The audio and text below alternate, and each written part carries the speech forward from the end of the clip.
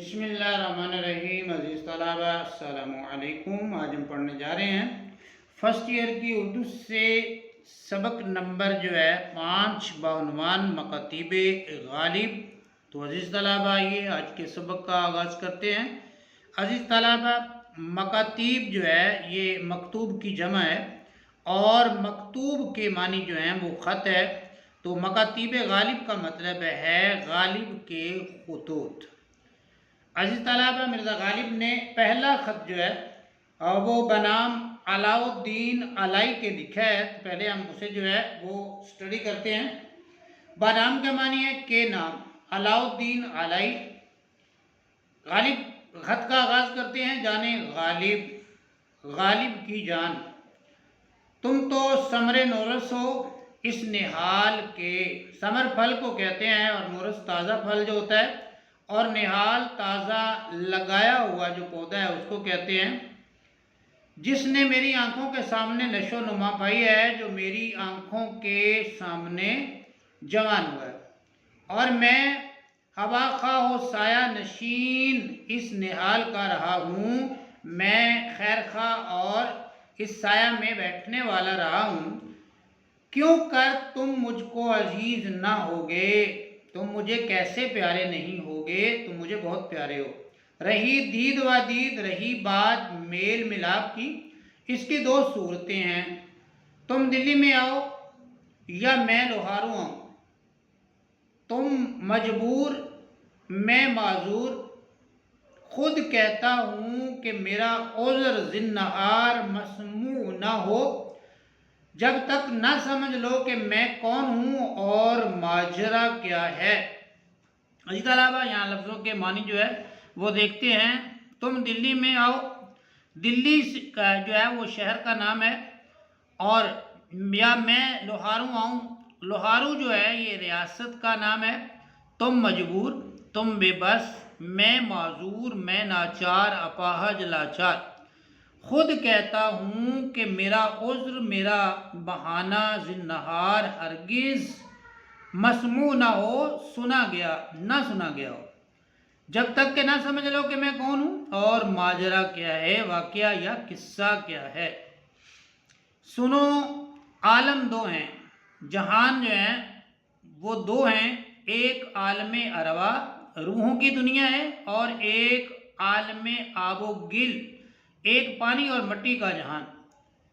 حاکم ان دونوں عالموں کا وہ ایک ہے جو خود فرماتا ہے، یعنی ان دونوں عالموں کا جو مالک ہے، حاکم ہے، وہ اللہ تعالیٰ ہے۔ ایک عالم اروا ہے، روحوں کا جہان ہے، اور ایک عالم گل ہے جو مٹی اور پانی کا بنا ہوا جہان ہے، اور ان دونوں جہانوں کا جو مالک ہے وہ اللہ تعالیٰ ہے، جو خود فرماتا ہے لمن الملک اليوم، آج کس کی بادشاہت ہے، لمن الملک اليوم، اور پھر آپ جواب دیتا ہے للہ الواحد القہار، صرف اللہ واحد اور قہار کی۔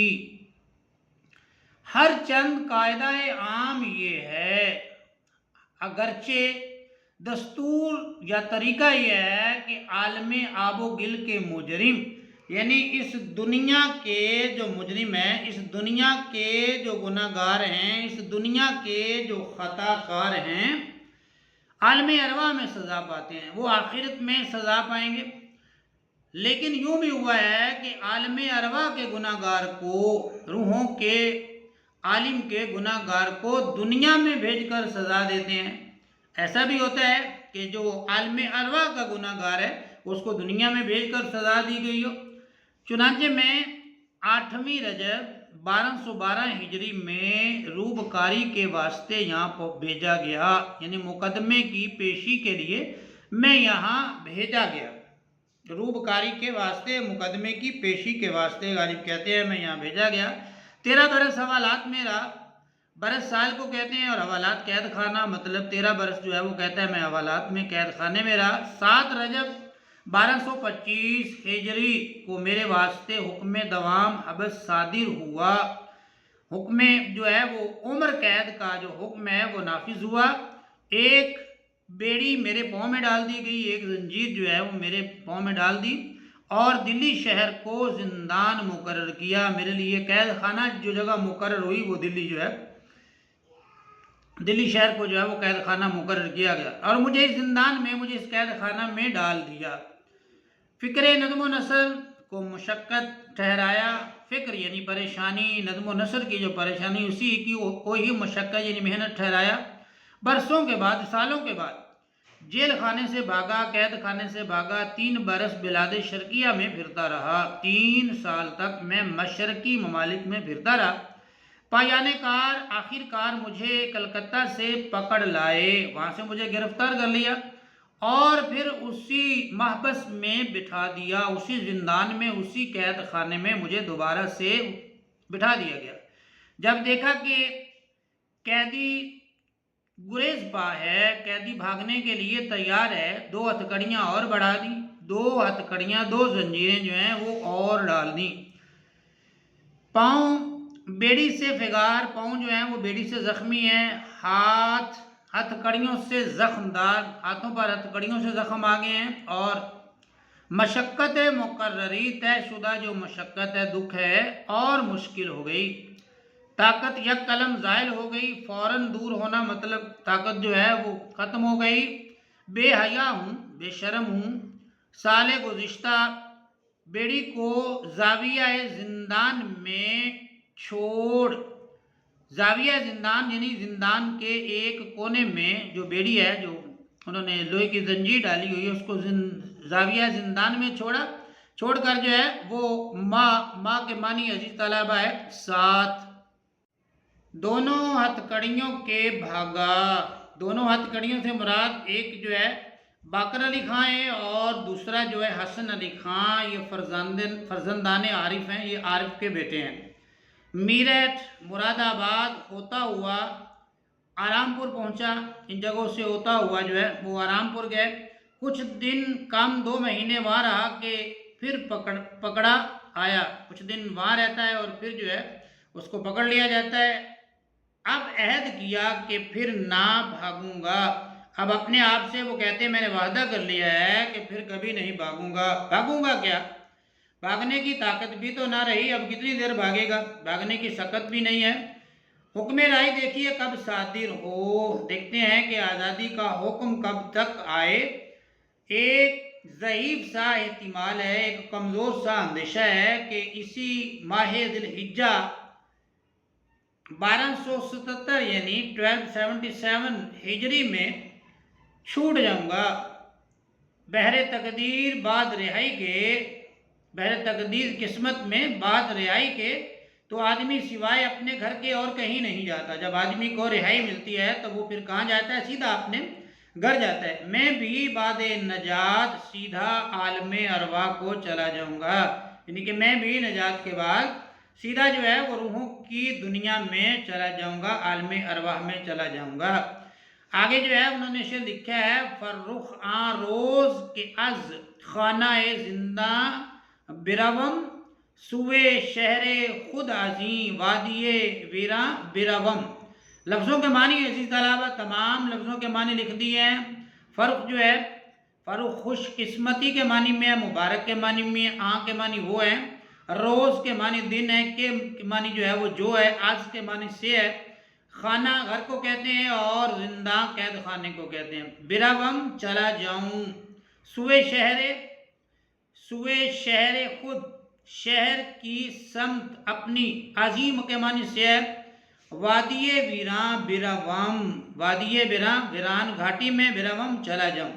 عزیز طلبہ اس کا یہ لفظی جو ہے وہ ترجمہ یا معنی تھے اس کا جو با محاورہ ترجمہ ہے وہ انہوں نے لکھا ہے کہ میرے لیے وہ دن کس قدر خوش قسمتی کا حامل ہوگا جس دن میں اس قید خانے یعنی دنیا سے، یعنی اس ویران وادی سے اپنے ہنستے بستے شہر عالم ارواح کی طرف جاؤں گا، یعنی دنیا کو چھوڑ کر جو ہے یہ جو عالم آب و گل ہے اس کو چھوڑ کر جو ہے وہ عالم ارواح کی طرف جو ہے میں سفر کر جاؤں گا۔ اس کے بعد عزیز طلبہ جو ہے وہ تاریخ بھی لکھی ہے، ذی الحجہ 1277 ہجری یعنی 1277 ہجری ہے اور جون 1861 1861 جو ہے وہ عیسوی ہے اور آخر میں غالب نے اپنا جو نام ہے وہ لکھ دیا ہے۔ اس کے بعد عزیز طلبہ غالب کا دوسرا خط ہے بنام مرزا ہرگوپال تفتہ، بنام کے معنی کے نام ہے، یہ ہرگوپال تفتہ کے نام لکھا ہے، جو مرزا غالب کے بہت ہی پیارے جو ہے قریبی جو ہے اور فرما بردار جو ہے وہ شاگرد تھے۔ ان کو مرزا مخاطب کرتے ہیں، بھائی تم سچ کہتے ہو کہ بہت مسودے اصلاح کے واسطے فراہم ہوئے ہیں۔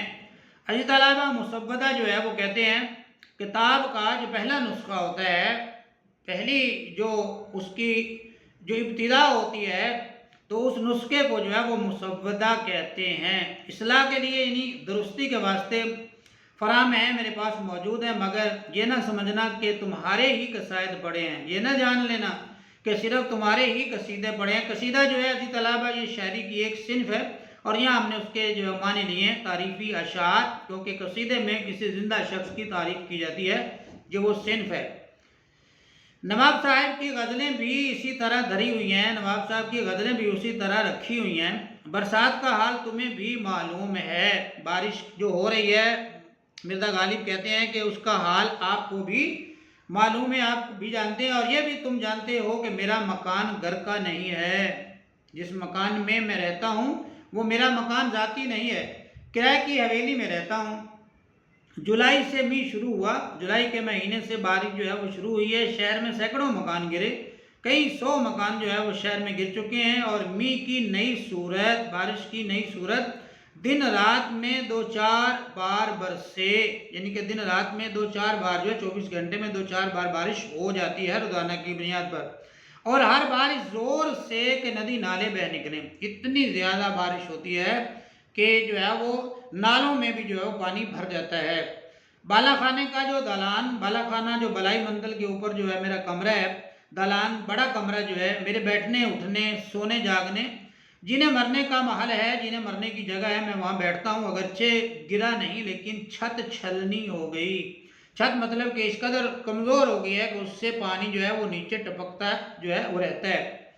کہیں لگن رکھ دی، مطلب کہیں لگن پرات، وہ پرات جس کو ہم جو ہے وہ جو سٹیل کی ہو یا سلور کی ہو یا مٹی کی ہو تو ہم اس کو سہانک کہہ لیتے ہیں، کہیں پرات رکھتا ہوں، کہیں چرمچی جو ہے منہ دھونے کا جو برتن ہے کہیں پر وہ رکھ دیتا ہوں، کیونکہ چھت جو ہے ٹپکتی ہے، پانی جو ہے وہ نیچے گرتا ہے، تو پھر میں نیچے جو ہے وہ کوئی نہ کوئی برتن رکھ دیتا ہوں۔ اگال دان رکھ دیا کہ کسی جگہ پر جو ہے وہ پان دان رکھ کے گزارا کرتا ہوں۔ قلم دان کتابیں اٹھا کر توشہ خانے کی کوٹڑی میں رکھ دیے، یعنی کہ سٹور جو اس کا ہے وہاں پر جو ہے انہوں نے اپنا قلم دان جس سے وہ لکھتے تھے، کتابیں جو ان کے پڑھنے کی تھی اس کو سٹور کے اندر جو ہے وہ کوٹڑی کے اندر جو انہوں نے رکھ دیا۔ مالک مرمت کی طرف متوجہ نہیں، مالک مکان جو ہے وہ مکان کی مرمت نہیں کروا رہا۔ کشتی نوح میں 3 مہینے رہنے کا اتفاق ہوا، غالب اپنے مکان کو جو ہے وہ کشتی نوح سے تعبیر کر رہے ہیں، جیسے نوح علیہ السلام کی کشتی جو ہے نا وہ پانی میں جو ہے وہ تیرتی رہی تھی اور لوگوں نے اس کے اندر جو ہے وہ بنا لی تھی، تو غالب بھی کہتے ہیں میرا مکان کی بھی صورتحال یہی ہے، کشتی نوح میں 3 مہینے رہنے کا اتفاق ہوا، اب نجات ہوئی ہے، اب کچھ بہتری ہے۔ نواب صاحب کی غزلیں اور تمہارے قصائد دیکھے جائیں گے، نواب صاحب کی غزلیں بھی دیکھیں گے اور تمہارے جو ہے قصائد بھی، تمہاری شاعری جو ہے وہ بھی دیکھیں گے۔ میر بادشاہ میرے پاس آئے تھے، یہ میر بادشاہ جو ہے یہ پیشے کے لحاظ سے جج ہیں اور مرزا اسد اللہ خان غالب کے واقف کار ہیں، جاننے والے ہیں، آشنا ہیں، تمہاری خیر و عافیت ان سے معلوم ہوئی تھی۔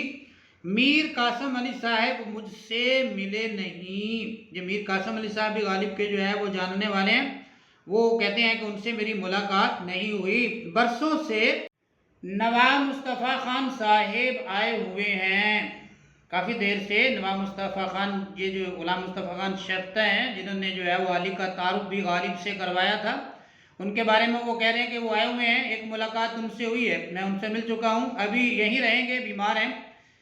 احسن اللہ خان معالج ہیں، احسن اللہ خان جو ہے جو مرزا جو ہے بہادر شاہ ظفر کے بھی جو ہے وہ طبیب تھے، معالج تھے، ڈاکٹر تھے، وہ کہتے ہیں وہ ان کا بھی علاج کر رہے ہیں، فسد ہو چکی، خون ان کا جو ہے وہ نکال لیا گیا ہے، بالکل ضرب لگاتے ہیں جو ہے وہ وین کے اوپر جو ہے اور گندا خون جو ہے اس سے نکالتے ہیں، یہ طریقہ ہوتا ہے بیماری کو ٹھیک کرنے کا، جھونکیں لگ چکی ہیں، تو یہ ایک پیراسائٹ قسم کی چیز ہے، تو وہ بھی لگاتے ہیں جو انسان دوست ہوتی ہے اور وہ گندا خون جو ہے وہ چوس لیتی ہے۔